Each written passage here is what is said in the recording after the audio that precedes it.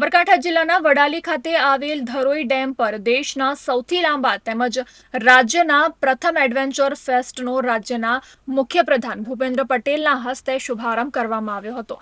Adventure ફેસ્ટમાં જમીન, પાણી અને આકાશમાં રોમાંચક અનુભવો સાથેની 10થી વધુ રાઇડ સહિત સાંસ્કૃતિક કાર્યક્રમોનું વિશેષ આયોજન કરવામાં આવ્યું છે।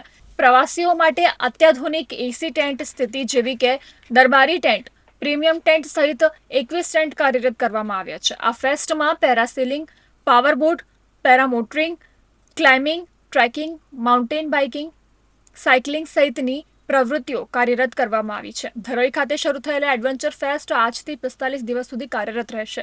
આ પ્રસંગે રાજ્યના પ્રવાસન મંત્રી મુળુ બેરા, સાબરકાંઠાના સાંસદ શોભના બારૈયા, ઈડરના ધારાસભ્ય રમણલાલ વોરા સહિતના મહાનુભાવો ઉપસ્થિત રહ્યા હતા।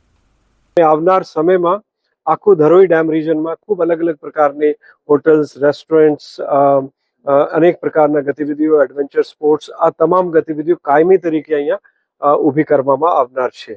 અત્યારે જે કામો ચાલે છે એ કામો પણ લગભગ 26 સુધી પૂરા થશે। આપણે 2025માં છે। એના પછી ફેઝ 3ની જે ગતિવિધિઓ છે એ માટે અત્યારે આપણે એજન્સી નિમવાની કામગીરી ચાલુમાં છે અને એ તમામ પ્રકારની જે એક્ટિવિટીઝ છે અહીંયા કરવામાં આવનાર છે।